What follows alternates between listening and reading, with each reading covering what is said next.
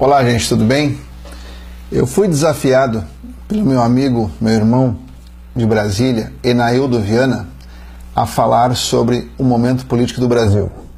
Ele me ligou e disse assim: professor, com mais de 20 anos aí de palestras pelo Brasil, com mais de 600 mil alunos, os teus alunos precisam saber qual a tua opinião sobre o que nós estamos vivendo agora. Então vamos lá.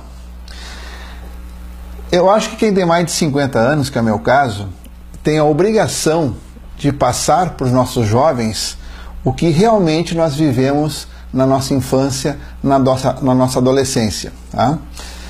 Veja bem, fala-se, o pessoal está com, alguns têm medo, né, de o Brasil voltar a uma ditadura militar. Em primeiro lugar, o Brasil nunca teve uma ditadura militar. Outro dia, conversando com o general Edson Goulart, nós discutimos a respeito do assunto e ele me chamou a atenção para alguns pontos interessantes. Primeiro, o Brasil nunca teve uma ditadura militar. Por quê? Ditador é aquele cara que senta na cadeira e não sai nunca mais. E nós temos hoje alguns no mundo aí para nos referenciar, como Cuba, o norte da Coreia, agora a Venezuela e etc e tal. Então os caras sentam ali e não saem mais, né?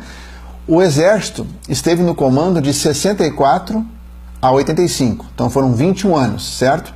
Por ali passaram o Castelo Branco, Costa e Silva, Médici, Geisel e Figueiredo. 5 presidentes em 21 anos. Na média, então, 4 anos, que é o que prevê a Constituição. Então, não teve ditadura militar, porque conforme passava o período previsto, o cara saía da cadeira e sentava outro. Ok.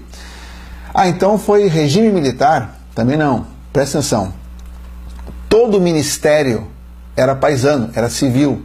Nós tínhamos, à época, o Ministério do Exército, o Ministério da Marinha e o Ministério da Aeronáutica. O resto eram paisanos, eram civis que estavam nos ministérios. O que nós tivemos, sim, no Brasil foi uma gestão, uma administração militar que, se os empresários tivessem o mesmo caminho, o Brasil estaria hoje muito melhor. O que é uma administração militar? É organização. Por exemplo, se eu vou fazer uma palestra, eventualmente eu faço palestra para o Exército, para a Marinha e para a Aeronáutica, eu tenho algumas certezas quando isso vai acontecer. Por exemplo, quando eu chegar no aeroporto, com certeza a viatura estará ali me esperando já no horário previsto. Militar cumpre horário. A Lúcia, indo junto comigo, ela sabe que se nós vamos atender as forças, ela não vai carregar nunca uma mala, porque o militar é gentil, ele respeita as mulheres, né? E vai lá e carrega a mala, abre a porta da viatura para ela entrar, etc e tal. O horário previsto para o evento vai iniciar e vai terminar na hora certa. Militar cumpre horário. Dentro de um quartel, se eu passar por 15 jovens, nossos soldados, os 15 vão virar na minha direção e vão me dar bom dia, boa tarde, boa noite. Militar ensina educação, militar aprende educação no trato com as pessoas, né? Todo mundo sabe que eu falo muito sobre pais e filhos e sabe que eu sempre recebo muitos elogios com relação a como meus filhos foram criados. E um detalhe, eu os criei numa administração, vamos falar então aqui de regime militar, pronto, para o pessoal se satisfazer, regime militar. Foi assim que eu criei meus filhos. Nunca bati nos dois, nunca os coloquei de castigo, mas eu usei muito frases que eu aprendi no Exército para criá-los. Por exemplo, quer ver? Eu anotei aqui, ó, para não esquecer de nenhuma delas. O preço da liberdade é a eterna vigília. Então, quer que teu filho esteja sempre em condições, esteja sempre de olho, esteja sempre acompanhando, esteja sempre orientando. Baseado nessa frase, eu estou sempre colado nos meus filhos e vem dando certo. A tropa é espelho do guia. Opa, se eu sou o guia, a minha tropa são meus filhos. Eu sou o líder, eles são os liderados. Então, eles farão tudo o que eu fizer. E é assim criar filhos. Tu faz, eles copiam. Eles copiam a tua igreja, eles copiam o teu time de futebol, eles copiam a língua que tu fala, eles copiam o teu jeito de caminhar, eles copiam tudo.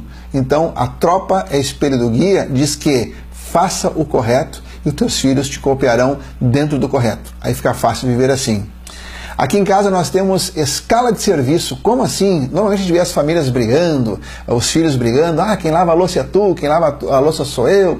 Aliás, é tu, não, foi eu que lavei ontem e hoje tem mais panela, aquela briga toda. Aqui em casa nós temos escala de serviço. Dias ímpares, quem é que lava a louça?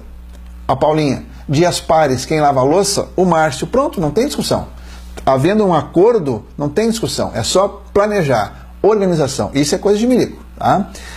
Parceiros dividem as coisas. Só quem já foi para o campo, só quem já viveu ali com outros militares, a experiência de ir para o campo e ficar lá 3, 4, 5 dias sem comer nada, ali a gente aprende, por exemplo, que um biscoito pode ser dividido por 5 pessoas.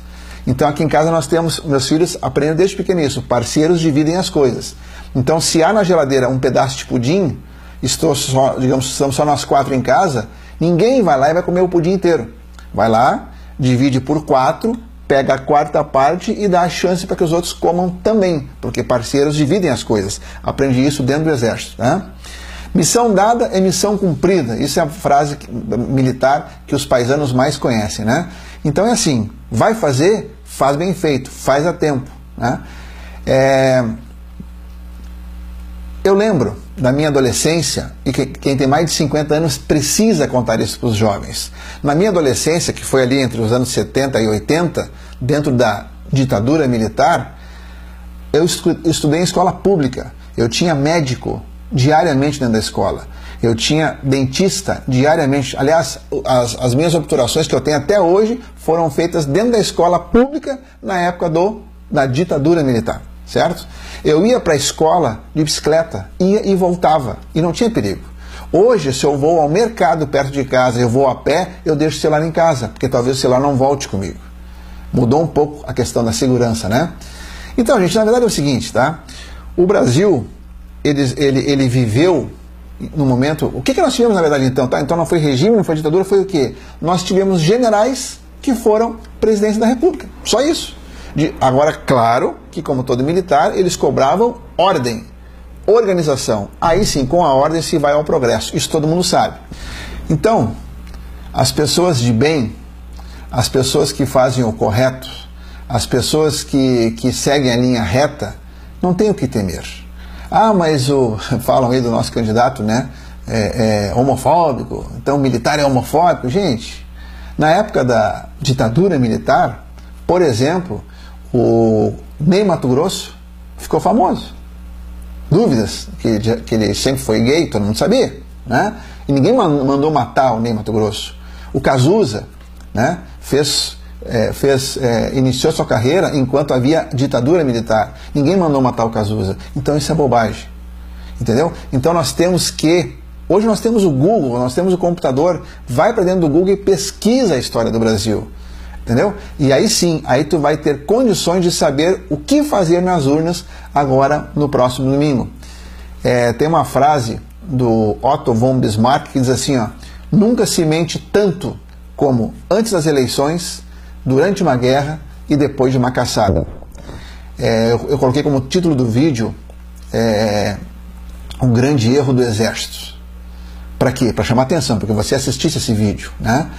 Você sabia, por exemplo, que em 2012 o Exército Brasileiro ele reformou a pista principal do aeroporto de Guarulhos, entregou a obra antes do tempo previsto e devolveu para os cofres públicos 150 milhões, gastou-se menos do que o previsto? Nunca se ouviu falar de uma obra superfaturada pelo Exército Brasileiro, né? Então, qual foi o grande erro do Exército Brasileiro? O Exército é muito calado, o Exército é muito humilde. O Exército faz as coisas certas e faz muitas, né? Como, por exemplo, nós temos a Operação Pipa no Nordeste, que o Exército leva água para os nossos irmãos durante o período de seca.